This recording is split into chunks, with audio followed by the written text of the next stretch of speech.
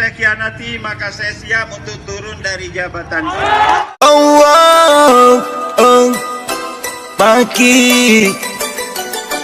Pagi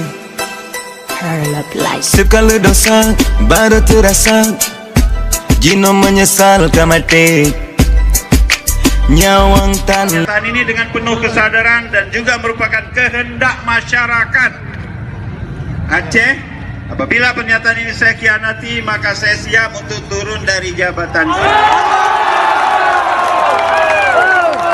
Dari kalian tidak ada satu kata pun yang saya kurangi. Ini ada saksi kawan-kawan kalian di depan. Atas nama Koordinator Korps BPA, Saudara Mutawali hadir. Oh ya. Wah, kami atau PTMM tidak akan kembali lagi, dan kami PTMM akan keluar dari Betung Ateh karena izin dari Menteri SDM tahun 2017. Lokasi izin PTMM di Kecamatan Betung, bukan di Kecamatan Betung Ateh Banggalang.